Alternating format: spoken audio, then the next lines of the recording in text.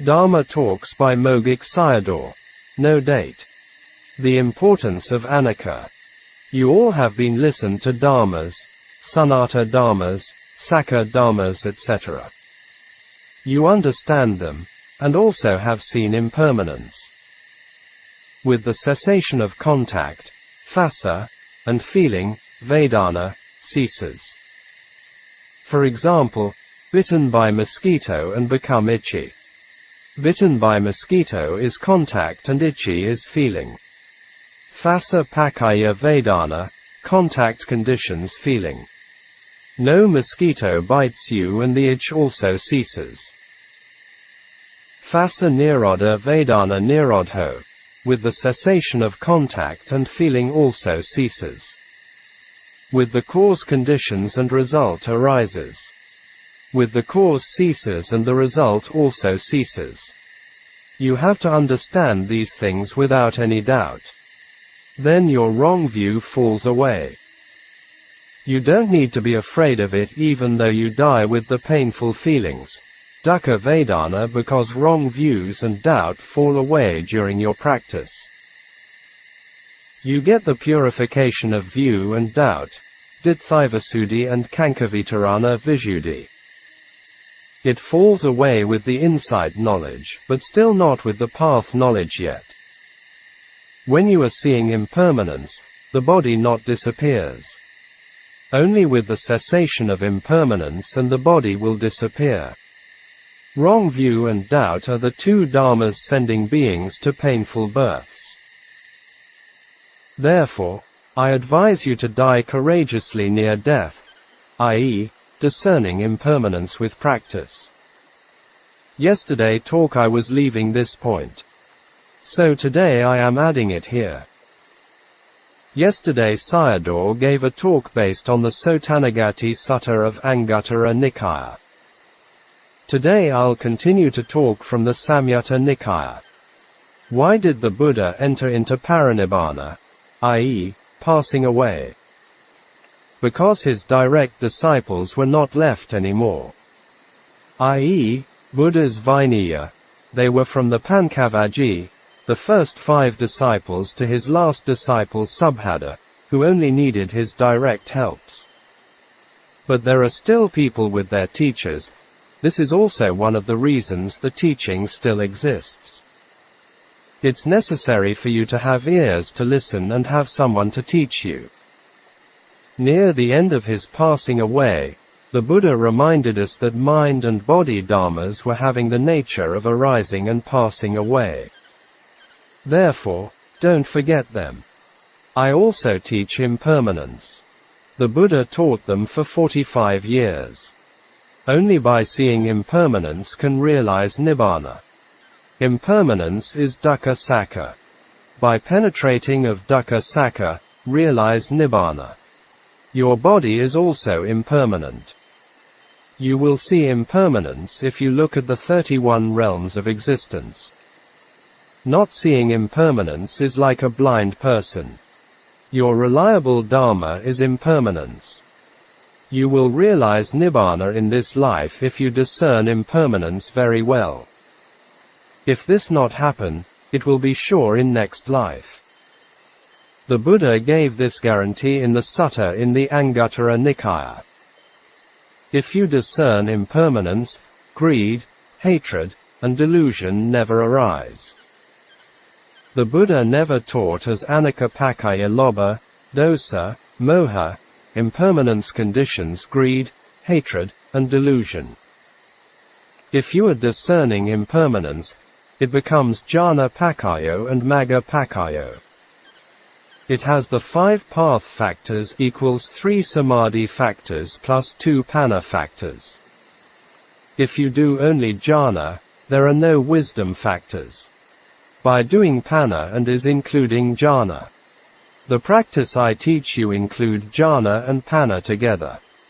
Jhana and magga are together in every vipassana contemplation. Outside the Buddha teaching, sasana, only jhana exists, whereas inside the sasana, don't do this only. Jhana and magga have to be combined. Someone who practices jhana should stabilize the object of contemplation. For the asubha object, loathsomeness, not let the asubha disappears. For the patavi object, earth, not let the patavi disappears. Therefore, it is clear that jhana itself does not lead to Nibbāna. The way of jhana and magga together was mentioned in the Samyutta and Anguttara Nikaya as Yogananda way, harmonious way. Jhana is samatha and magga is vipassana. Samatha has to straighten it, and vipassana has to discern it. In the 5 jhanic factors not include magga. Straighten the mind towards vanishing phenomenon is jhana, and to discern its vanishing is nana. It's the way of jhana and nana. In front is arising and vanishing, and following behind is jhana and magga. What is the benefit of discerning anicca? It is moving out kilesa. If not seeing impermanence, the mind is latent with kilesa. Devadatta had been swallowed by the earth because it was heavy with kilesa for him, not because he was fat. Your kanda boat is heavy with kilesa. You have to cut out the kilesa for its lightness. In this way your kanda boat will become light and can cross over the Tanna river to the other shore. I am urging you every day to contemplate impermanence, because I am worrying that you'll be swallowed by earth. Do you have any pity for yourself? Accept this job, there is no other work can free from it. The Buddha taught the way with samadhi and follow with panna. Dhamma talks by Mogok Sayadaw, the 9th of December 1960. Wholesome Kamma with knowledge. This talk was given to a couple who came to stay with Sayadaw and practiced under his guidance. The husband first met Sayadaw and later introduced his wife to him. So here Sayadaw encouraged her in the practice. Later they gave up their business and very close to Sayadaw until he passed away. The husband, U Kyor Thain, knew his own death 6 months before. Closing square bracket. Desire of wanting to become a woman will become a woman, and the same as for to become a man. It is nothing to do with a man or a woman to have sharp knowledge, nana, or not. It relates to your past lives when you had done good kammas combined with nana or not. Meeting a good teacher and having good kammas with nana, these 2 factors are very important. These were mentioned in the Samyutta Nikaya. Associate with the wise can become a sotapanna means that kamma is a different thing. Here Sayadaw emphasized the main point and not rejected the wholesome kammas. The kammic results are related to kamma. To get path and fruition knowledge are related to nana. For example, the lay woman Visakha, Magaramata, became a noble person, Sotapanna, and her husband Punna, Punnavadhana, was not. He had only good kamma and without nana. Again layman Visakha and his wife Dharmadina both had good kamma and nana. Visakha was Anagaman and Dharmadina was Arahant. Sayadaw told the story of Vajira Bhikkhuni encountering with Mara, the tempter. Having samadhi and following with the knowledge are important. It's nothing to do with as a man or a woman. After that, with the practice, go onwards with the 3 stages of knowledge. Today I'll talk about the process of the practice. 1. Intellectual understanding. 2. Contemplation. 3. Abandoning, study, practice and realization. For the intellectual understanding, can be measured is the body, rupa, and can't be measured is the mind, nama.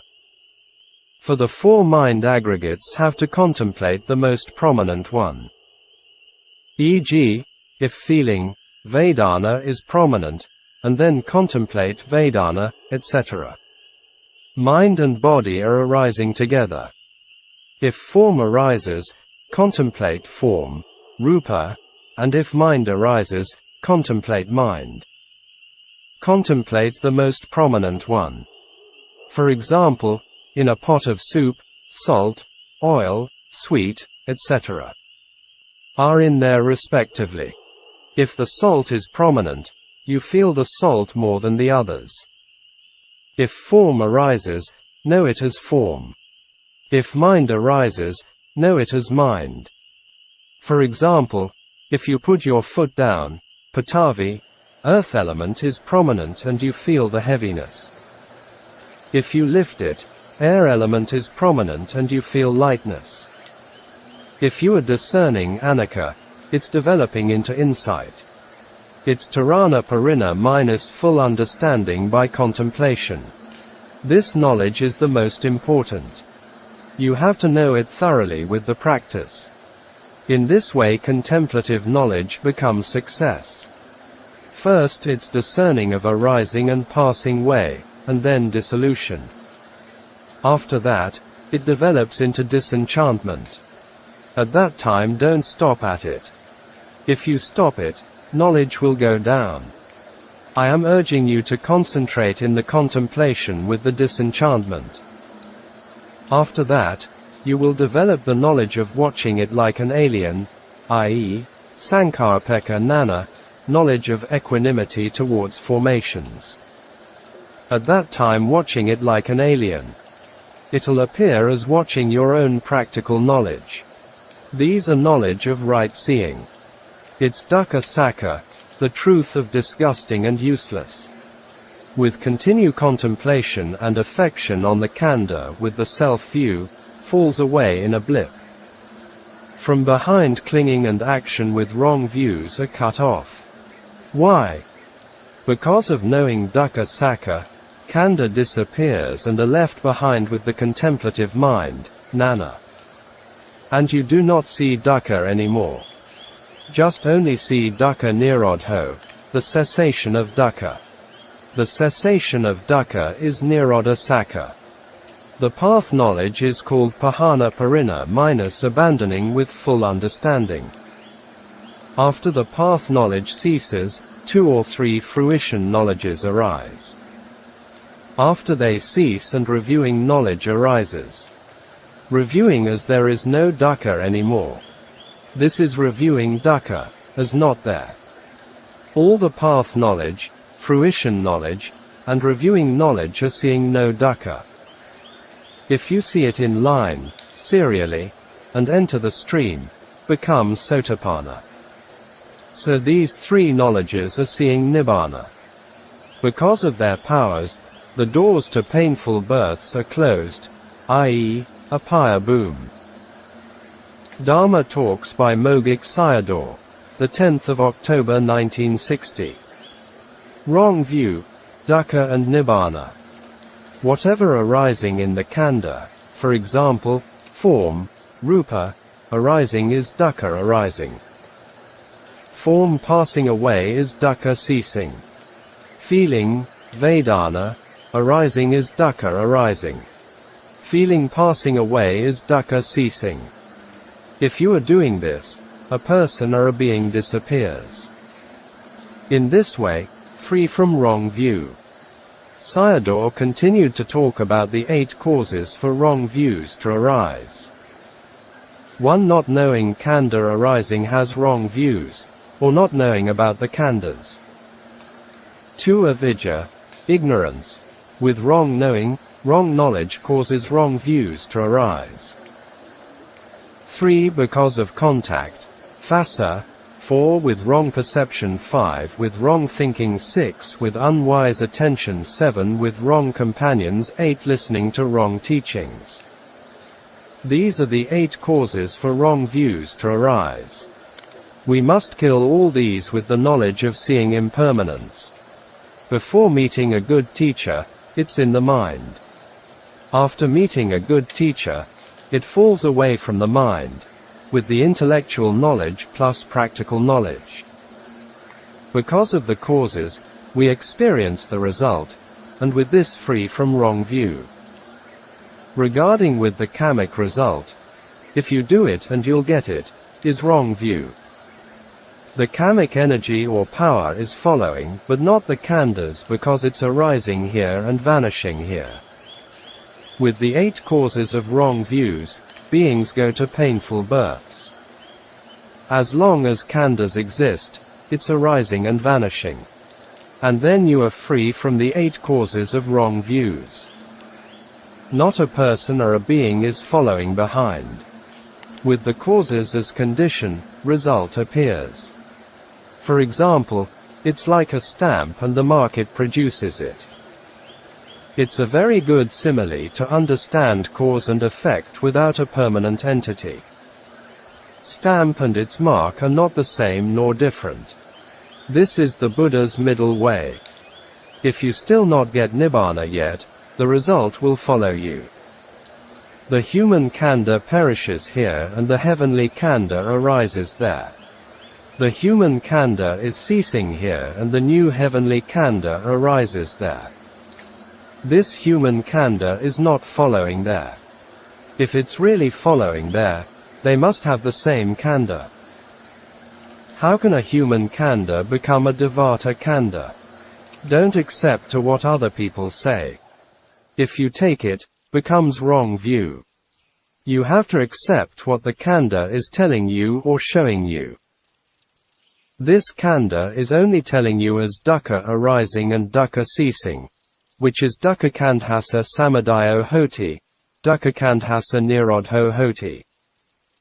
Therefore, any realm of wherever you have been, their only existence of dukkha arising and dukkha ceasing. Does anything exist in Nibbāna? It exists as without any dukkha.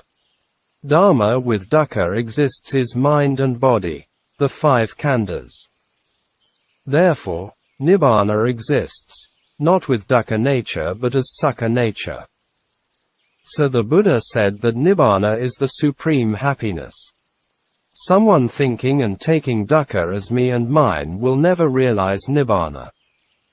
Someone not thinking and taking dukkha as me and mine will realize Nibbāna. What is Nibbāna? Our khandhas are for many lives' time is dukkha sakha. A person thoroughly penetrates dukkha sakha and not wanting it and will not live with this khandha. Living with dukkha is living with mind and body. Not living with dukkha is Nibbāna. Someone will appreciate Nibbāna only he falls off wrong view. Otherwise, he will appreciate it only by hearing from others. Therefore, you have to observe dukkha arising and ceasing in your own khandha. However, you observe and it is only dukkha sakha. It can't exist as stability because it's arising moment to moment and dying moment to moment. Moment to moment, only deaths are arising. Only without it and have stability. Their total cessation is dukkha nirodho nibbānam, the cessation of dukkha is Nibbāna. So Nibbāna appears. Therefore, only someone is seeing dukkha and Nibbāna can arise.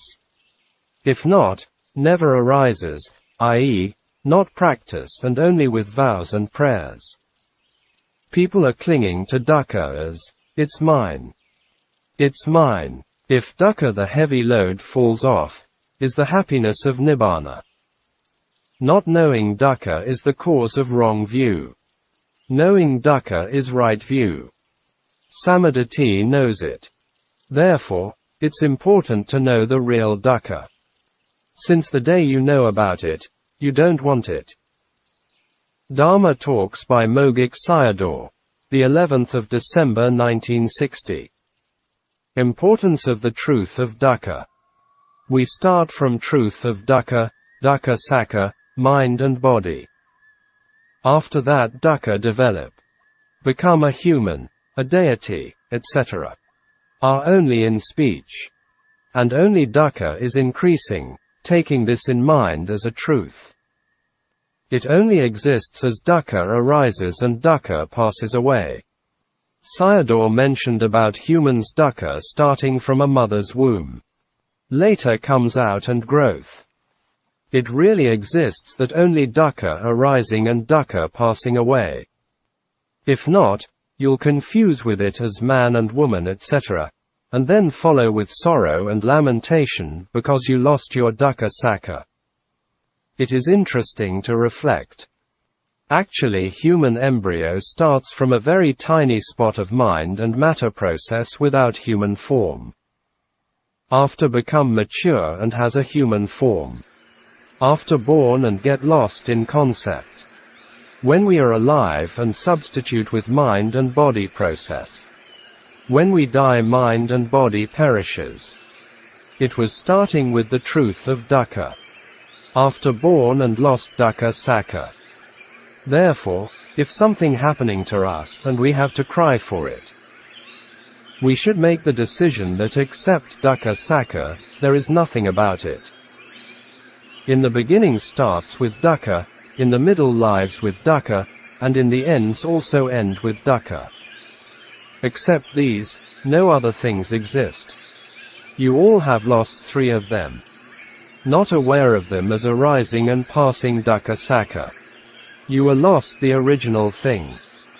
By knowing him as in the beginning, in the middle, and in the end is only dukkha. It will only tell its dukkha nature when someone is sick and dying. It's telling you its dukkha nature. Originally its loathsome nature, loathsome, foulness. So at dying, only tell its loathsomeness. If you say why it happens to me, then you lost the principle. Crying for it is not important, but will arrive to painful births. Because crying is dosa and smiling is lobha. If you lost the principle of dukkha sakka, will arrive to the painful births. Originally it's truth of dukkha. Therefore, start with dukkha sakka, and then mature with dukkha, in the end lost with dukkha. If you not lost the principle, sorrow and lamentation will not arise. If you lost the principle, that means you want to cry. If we don't lose the principle or arising and vanishing dukkha, we will arrive Nibbāna. Not knowing the principle is tears and hell. Having lost the principle is also tears and hell. You must remember these 2 points. With losing the principle, the 4 woeful planes are not safety for us. Every time you have to know it as truth of dukkha with your own knowledge. When this knowing comes to an end, path knowledge will arise. I am telling you the reality. You have to practice accordingly with the reality and the knowing together. If you know in this way, the Dhamma leading towards crying is no more in your mind. From becoming Sotapanna to Buddha, each one's reality and knowing have to be the same, i.e., when arising, knowing the arising, when vanishing, knowing its vanishing. From the beginning to the end, don't get lost the dukkha principle. Reality and the knowing have to be the same or fit in together, i.e., Anicca and Nana. When the path knowledge arises, sorrow and lamentation will extinguish. That's Nibbāna. This also mentioned in the Satipatthana Sutta. Dhamma Talks by Mogok Sayadaw, the 12th of December 1960. From ignorance to knowledge. This talk is important. Sayadaw explained how Anicca Nana or Vipassana Nanas destroyed ignorance, avidya, which is the source of khandha processes. The 12 links in the D.A. process which represent of past, present and future is the right one as explained in the sutta. Sayadaw explained this point in this talk, also supported it. Some Asian and Western scholars cannot see it clearly and taking the 3 periods as wrong interpretation. Closing square bracket.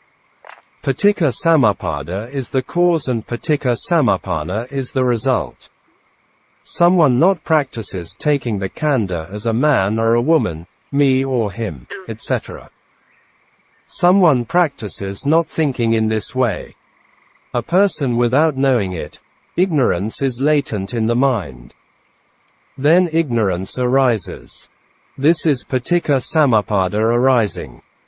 After that, with speech and body actions make volitional formation, sankhara.